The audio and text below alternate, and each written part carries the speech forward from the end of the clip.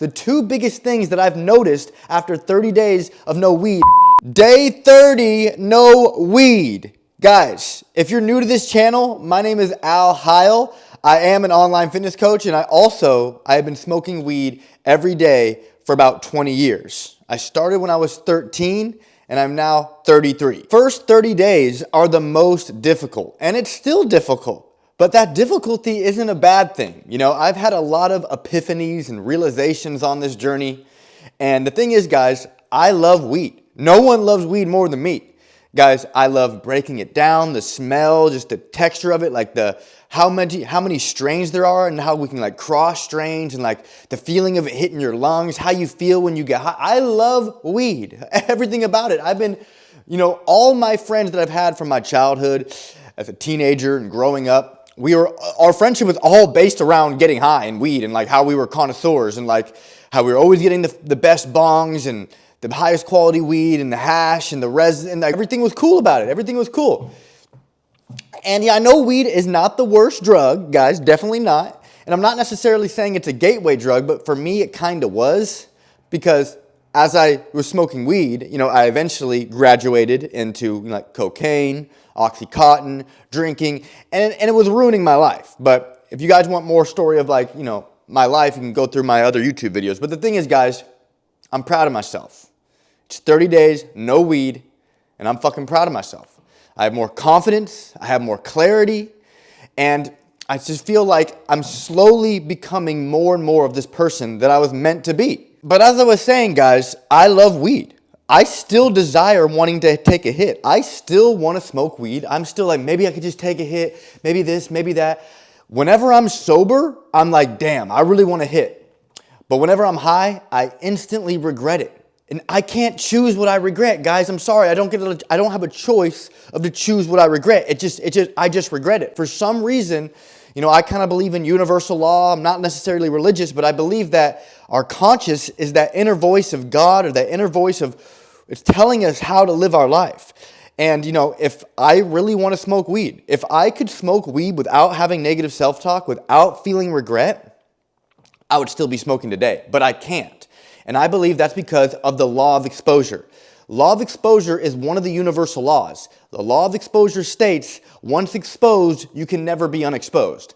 And this is what I'm getting in a lot of arguments with people in my comment section who are trying to defend using marijuana, which, I would as the same person like you. I would be the same person defending the benefits of marijuana. And sure, there's benefits of marijuana. There's benefits of smoking cigarettes. There's benefits of drinking alcohol. There's benefits of kicking kittens. There's a law of also polarity. The law of polarity states that for one, there's always an opposite. There's always going to be a bright side or a worse side to something that happens or something that is. But back to the law of exposure, once exposed, you can never be unexposed. So once I was actually exposed to the truth, when I talk to real medical professionals, how it's affecting my brain, how it's affecting my lungs, how it's affecting my heart, my organ, marijuana objectively makes you worse every time you use it. Objectively, guys.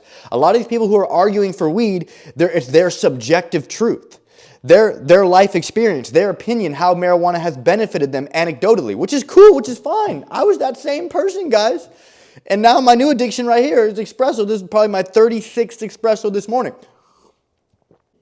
I don't have negative self-talk with that. I don't have regret towards that. Maybe I abuse it so much that eventually it will. I was exposed to the truth.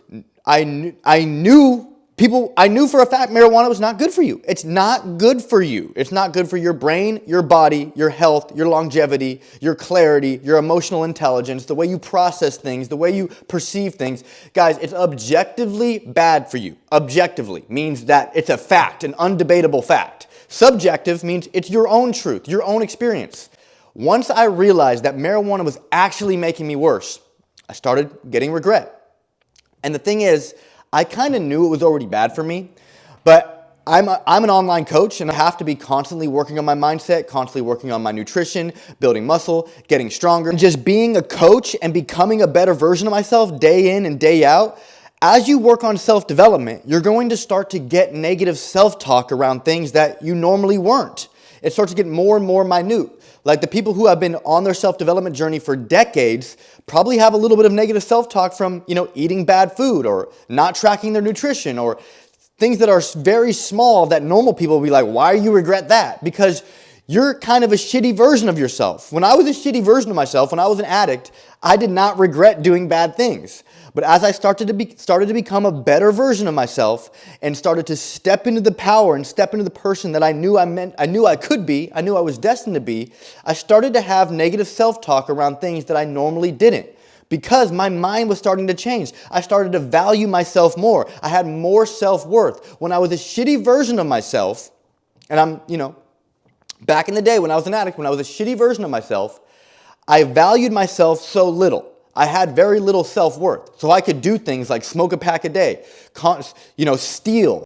I would do things like crazy shit where I didn't have weed and my friends would make bets and shit. Like, if you eat this cigarette, I'll give you a joint. I would do crazy shit for my body just so I could get high and escape and I wouldn't feel regret because I was such a shitty version of myself. But as I started to work on me through nutrition, exercise, mindset, day in and day out, I started to create a better version of myself. I started to have more value in myself. I started to have more self-worth, and I would look at things that I would start to have regret around things I normally didn't have regret towards because I was a different person. I'm changed.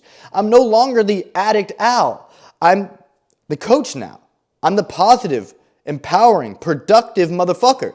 My mindset and the way I look at things have changed because of that, and that's not a bad thing in my eyes because it's constantly progressing me. It's constantly making my life higher quality, having more clarity, more confidence, have the ability to be able to coach someone at a higher level, and also be able to just talk right now. If I was still stoned and high all the time, I would have to have all these notes and the script and have to stop the video all the time. And no, now I can just talk freely because I have the wisdom inside of me because I'm actually living it. I'm actually experiencing it. A lot of times I was convincing myself I was self-medicating with weed.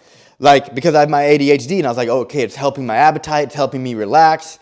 But that's not true, guys. If you watch my first video on quitting marijuana, I have you guys write down 12 reasons why you're quitting and 12 reasons why you want to use, and then your logical brain starts to find contradictions. Right now, the people that are arguing for weed and how it's helping them, that's not them. That is not them. That is their reptilian addict brain trying to convince themselves to stay stuck in this low frequency. I have more focus. I have less anxiety. I have less brain fog. I'm more decisive. When I was stoned and high all the time, I was constantly second guessing everything I was doing. I was unsure. I was uncertain in the decisions I was making.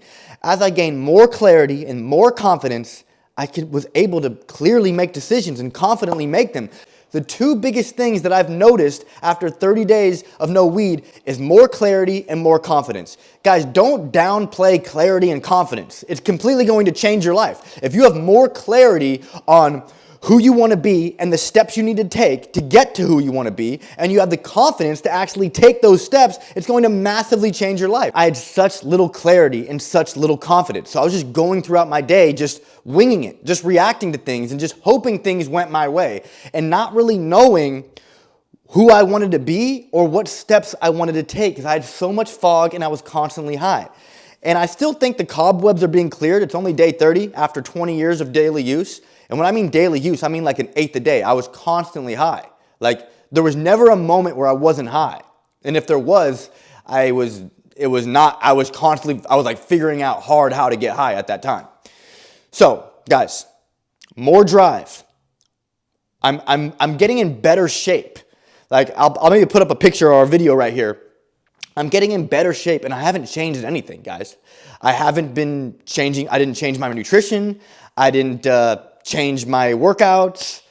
The only thing that's changed in this last 30 days is I stopped smoking marijuana. I mean, this might not be evidence, but I really think that my body is just reacting to the stimulus and reacting to the nutrition more because I'm no longer feeding it with inhaling tar and smoke into my lungs. So my body doesn't have to deal with that stress, that inflammation, and it can start to work on other stress, other inflammation, and help my body recover from my workouts, build these muscles, burn these body fats. So I can already notice in the first 30 days how I'm getting in better shape, I'm getting stronger, I'm getting leaner, I have more confidence, I have more clarity. Guys, don't downplay those things. Don't think, oh, but getting high is more beneficial than all. No, guys. I mean, sure. I mean, anybody that's in the comments that wants to argue for weed, you should reach out to me on Instagram, Coach_Albert. I'd love to get in a real debate with you guys because I was just like you. And the thing is, trust me, I was just like you. I'd be the dude in the comment section being like, no, marijuana's helped me change my life in a positive way, helps me with all these things. Guys, that's not actually you saying that. You might believe that's you, but promise, quit first 30, 60 days and still have that same argument. But the thing is, I want to actually talk to these people because I wish I had someone like me when I was in my phase of being an addict. I wish I had someone that was able to talk directly to me, that went through what I'm experiencing, to tell me that I'm actually on the wrong path. And I wouldn't believe them. I would argue with them. But if they were to show me the facts, because facts trump all opinions and anecdote. If they were to show me the facts, how marijuana is actually ruining my life and actually making me worse every time I use it, I would be exposed to the facts. And it's like, nowadays, it's like everybody has their own facts. But the thing is, guys, there are definitive facts. You can use fact checkers. It doesn't matter about your opinions. It doesn't matter about your life experience. It matters about real facts. Guys, go use an app called ChatGPT and ask him, is marijuana good for you? It's not going to say yes because it's only dealing in facts. So guys, a lot of you guys are like, how am I going to do this shit? It's not supposed to be easy. Not everyone's going to be able to do it. And this is another universal law about polarity, is that if there's winners, there has to be losers. But they're not chosen at birth. They're chosen through, if you're willing to push through that difficulty. Anybody can be a winner and anybody can be a loser. It's not like decided. And I'm not saying that if you smoke weed, you're a loser. I mean, that's debatable. But like, I'm saying that if you want to quit and you feel like you can't, then you are a loser, because you can. You just have to be okay with going through that difficulty. It's supposed to be hard. Guys, anything that's valuable is going to be somewhat difficult. That's why it's valuable. Like if everything was easy, if it was easy to make money, if it was easy to get ripped, it wouldn't be valuable. It's supposed to be hard. That's why you have to go through that difficulty. If you've been smoking weed your whole life every day, chasing negative dopamine, it's going to be very hard to quit. But that's what you're after. You want that strength. You've been praying, I need to get strength. I need to get strength. Oh, I'm an addict to weed. This is how I build strength. I quit that shit. If I can quit weed, even though it's super fucking hard, I'm going to build so much strength, so much confidence, so much clarity that I can actually be the person that I want to be and not have to escape my reality with marijuana. Here's my challenge to you guys. If you feel stuck, if you feel, it's impossible to get unstuck, try this out. 30 days, no weed, all right? If I can do it, I know you can do it. Because, I like to say this, even though it may not be true. I was probably worse than you, guys. I was stealing from my friends and family. I was ruining relationships. I was very bad addict, constantly chasing negative dopamine, very impulsive. Maybe some of you guys watching out here may be worse than me, but if you guys go watch my full story I dropped on YouTube a few weeks ago, there's some scary shit that I was doing to my life because I was such a shitty version of myself. So guys, I don't want you to have to hit rock bottom like I did. This marijuana is not helping you. It's making you worse objectively. So I want you guys to do this challenge. 30 days, no weed, and tell me how you feel after. I want you to notice if you have more confidence, if you have more clarity, and really realize that those two things can massively change your life. I dare you, 30 days, no weed, to build that momentum, to build who you truly want to be. If you're really thinking about quitting and you're struggling and maybe you want some help, comment below, drop a comment. I'm here to support you guys. If you want a game plan when it comes to your nutrition, your mindset, your exercise, and you want the accountability to help you reach your goals, hit the link in my bio, fill out a coaching application, or go to my Instagram at Coach_Albert, where I drop more easily digestible tips to help you stay consistent throughout the day. If you watched this far of the video, I appreciate you. I hope you got value from this video. And I just wanted to come on here on the day 30, no weed, and celebrate with myself, celebrate with you guys, and just show that it is possible. And if you are in my YouTube community, I'm a new YouTuber. And if you did get value from this video, I would massively appreciate it if you could subscribe, comment, and I'll see you guys in the next video.